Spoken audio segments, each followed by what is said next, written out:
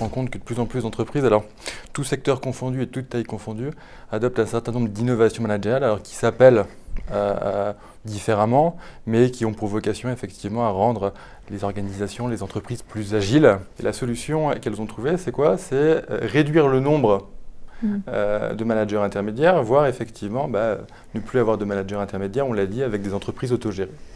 C'est ce qu'on appelle en fait la thèse de la fin du management. Nous, il nous semble que cette thèse de la fin du management est de considérer que finalement ces managers intermédiaires seraient des résistants, seraient coûteux, ne créeraient pas de valeur. Finalement, ça s'appuie sur une vision extrêmement simpliste de ce qu'est un manager intermédiaire. Les managers intermédiaires, ils peuvent créer de la valeur et être moteurs de l'innovation agile précisément parce qu'ils ont une position centrale dans l'organisation. On nous dit souvent que le manager, il sert à rien parce que finalement, il se positionne comme celui qui sait, comme l'expert, mais en même temps, on sait très bien que c'est ceux qui font qui sont plus experts que celui qui pense savoir. Effectivement, ce qu'on constate, c'est que dans beaucoup d'entreprises actuellement, ceux qui deviennent managers, c'est les meilleurs experts. Donc en gros, c'est des opérationnels qui sont des bons experts et les meilleurs experts deviennent managers.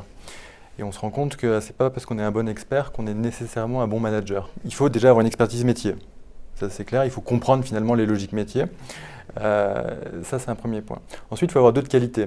Il faut avoir notamment ce qu'on appelle des soft skills. Les salariés attendent de leur manager qu'ils soient en position d'écoute, qu'ils arrivent à gérer l'individuel mais en même temps le collectif. On attend des managers qui soient capables de trancher aussi, de gérer des conflits et donc de s'engager finalement dans la vie du groupe, dans la vie du collectif. Ça aussi c'est important. On ne n'est pas manager, on le devient. Vous allez me dire, c'est une bonne nouvelle parce qu'on est quand même des représentants d'écoles et d'écoles de commerce et on est professeurs.